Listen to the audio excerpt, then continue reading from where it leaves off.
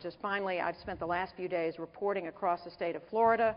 The race in this state is very close. It had been considered likely to go McCain, but it has tightened up here just in the last few days. It'll be a cliffhanger, just like a number of other of these battleground states we're all watching, that Al is going to talk to you about in just a minute. I would say, in conclusion, though, that an event I covered this morning here in Miami reminded me that for all our problems in this country, for our seriously troubled economy, our crazy political system, the inequities that we know exist, there are still tens of thousands of people from other places who would do anything to become an American citizen. I watched this morning 1,200 of them from 73 countries take the oath of citizenship. They were mostly from Latin America, from Cuba, and from Colombia, and Nicaragua, and other countries to the south of us. But there were individuals from Iran, from Syria, from Israel, from Russia, from the People's Republic of China, from South Africa. All of them had waited years for their application to be approved. I had tears in my eyes just a few hours ago as I watched them take the oath and wave their little American flags as they recited the Pledge of Allegiance for the first time with dozens of different accents. There are 3 ceremonies like that taking place just today in Miami, 3,600 people who are becoming American citizens. And I can tell you, they went out the door and they were all immediately besieged by different organizers for the campaigns trying to get them to register to vote as a Democrat or a Republican, and a lot of them did. But what better way to be an American than to become a citizen and the very next minute sign up to vote? So with that, my husband's going to take it away. Al Hunt. I just want to tell one more story about Edna Shalala's little girl. And I had heard before we got here that the president of the University of Miami was hands-on. She was really a hands-on. She was involved in everything and was a real dynamo. But we really learned it anew. We came and we dropped Lauren off and we went to the Democratic Convention. And right after we left, my daughter's roommate is from China. And she had never been to the States before, and she was delayed coming here because of a little bit of a visa problem. She said she was going to arrive 3 or 4 days late. And my daughter got a phone call from the president of the university who said, you know, this kid has never been to America before. She's probably going to be a little bit scared. When she gets here, she doesn't want to walk into a room with no sheets and no towels and just kind of spare. She said, why don't you and I go out shopping tomorrow for her? And I thought somehow Larry Summers doesn't do beds and linen.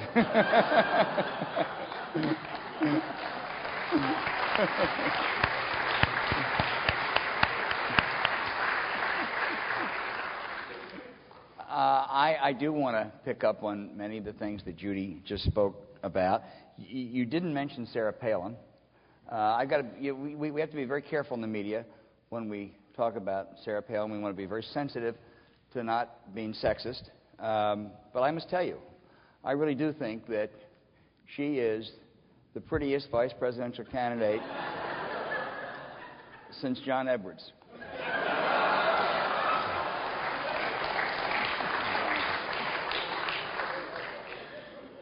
This is the 10th presidential election that I've covered.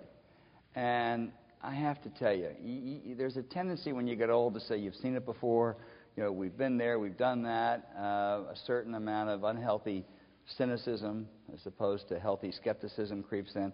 I've never seen anything like this. This is the most remarkable election from beginning to end I have ever seen. If we'd been here a year ago and we'd sat down and we'd said, let me tell you something. I'll tell you 3 or 4 things are going to happen in the next 12 months.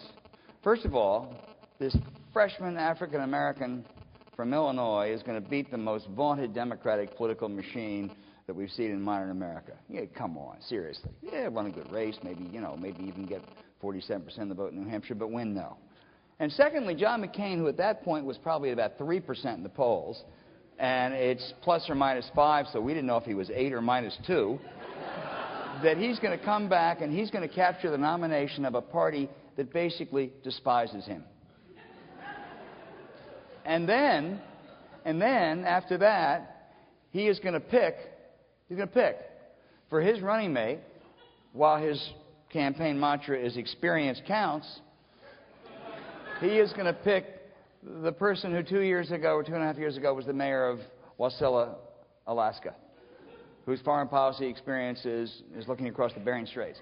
Now, I mean, you know, and then to say we were going to be on the eve of the first presidential debate 6 weeks out, and the headlines would be totally dominated by Barney Frank and Chris Dodd and a bunch of congressional and Ben Bernanke. I mean, you would have brought the people in the white coats and we would have been gone. And I'll tell you something else. My good friend Peter Hart, who I think is probably the best pollster in America, says, he said this a year ago, he says, there will be so many detours and side paths. Don't you for a minute engage in static analysis, because it's going to change constantly. I don't even think Peter realized how much it would change. And I would venture to say that over these last, whatever it is, 38 days, that there are going to be some other shocking developments. I have no idea what they're going to be. If I did, there'd be no need for us in the news business. So thank goodness we don't know it. But I really think it's an extraordinary election. I want to pick up on a couple things that Judy said, because I think there are great trade-offs like I have never seen before. There may have been better candidates. There may have been people who were more ready for the presidency before, and there certainly were greater ideological schisms, I think, with Landon and Roosevelt. I did not cover that one. Or even Barry Goldwater and Lyndon Johnson. Certainly the differences, the ideological differences, were greater. But some of the really fascinating dynamics of this election I'm not quite sure we have seen before. One really is the experience versus change. Americans want both. They really want, I mean, I think most people believe, for all the talk about we don't want a politician. I love when people say the one thing I don't want is a politician. I mean, imagine if Donna Shalala, when she picked that new U football coach, said the one thing I don't want is anyone who's had anything to do with football. I mean, really. Or if you're going in for neurosurgery, to say the one thing I don't want is some guy who's ever dealt with a brain. I mean, I want somebody who knows politics. And then I love to hear, well, Eisenhower wasn't a politician. The Supreme Allied Commander in World War II wasn't a politician. Give me a break. But there may have been people who have had better experience, but people want experience. People want someone who is ready to take office, if you will, from day one. There are always surprises in day one, or day 2 or day 17. The beginnings are almost always a bit rocky, but they want that, and people desperately want change.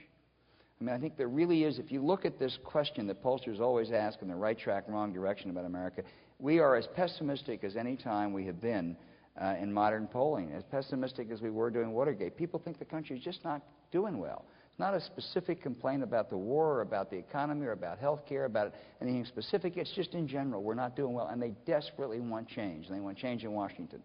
So these balance off against one another, and each of these candidates tries to cut into the other's constituency. Obama, by picking Joe Biden, by saying that I think it was down here in Florida it may have even been at the University of Miami when he had his economic advisors out. You know, he didn't have a bunch of 37-year-old, junior faculty members. He had Paul Volcker, and he had Bob Rubin, and he had the aforementioned Larry Summers, and he had people who were graybeards. And